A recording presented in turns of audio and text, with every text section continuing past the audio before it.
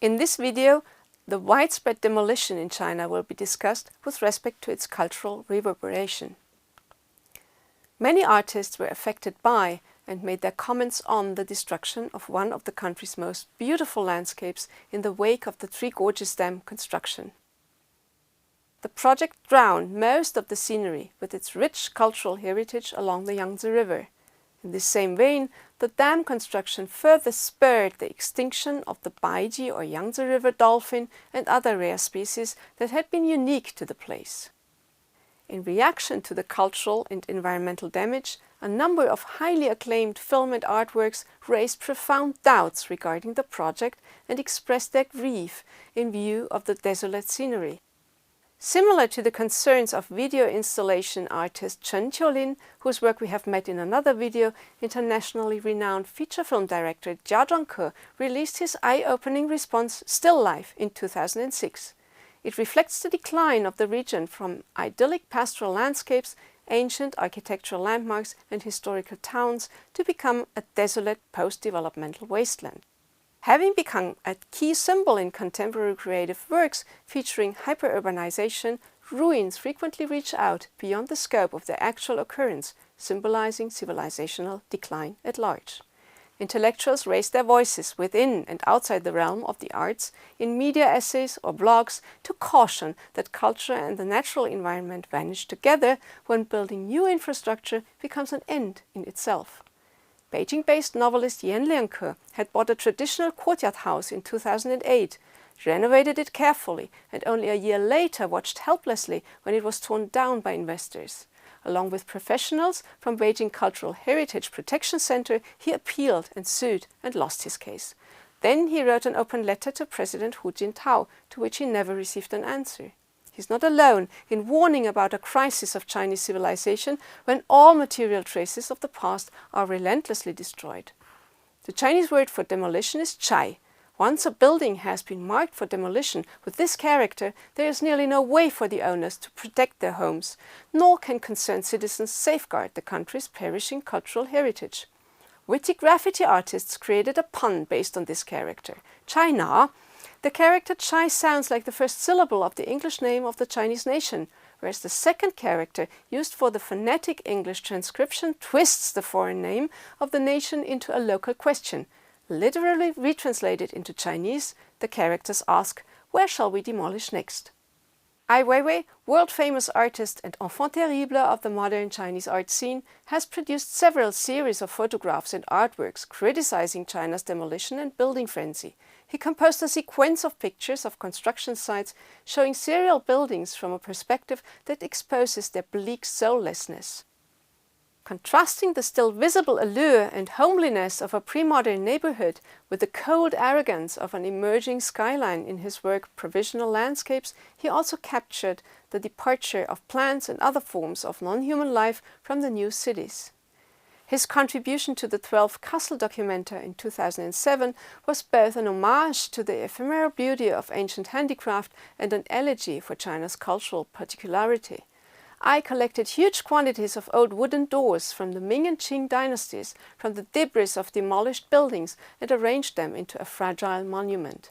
Shortly after its installation, the monument was knocked over by a thunderstorm.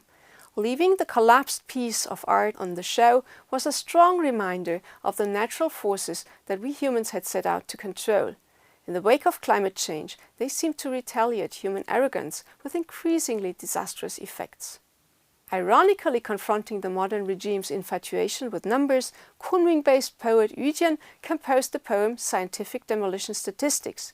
His poem records the damage wrought on a redeveloped place by investors who usually calculate their profit in figures without wasting a single thought on the fees that others pay for what is lost. The poem enigmatically ends with a vague reference to the old calendrical system. Demolition volume eastward 1,200 meters, westward 1,400 meters. Sum total 168,000 square meters.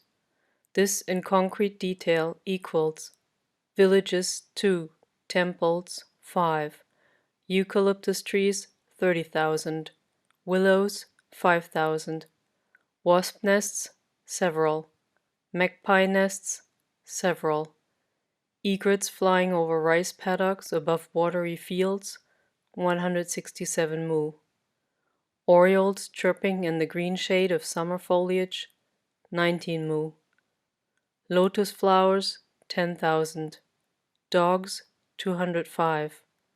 Horse barns, 100. Buffaloes, 185. Ponds, 90. Rivers, 3. Sunset, 1. Laundresses, 78. Stars, unidentified amount. Moon, 1. Moonlight, 16.8 hectares. Statistics generated at 8 o'clock on the 15th day of the 8th month of the lunar calendar. The poem works on several semantic levels. On the surface, there is a mock statistics with random figures ranging from calculable entities such as villages, buildings, or animals to the unfathomable loss of ecological balance. In the long run, this is both irrational and costly. On a second level, the poem compares unsustainable modern environmental engineering with the organic, sustainable approach of pre-modern rural communities who lived on and from the land they worked on.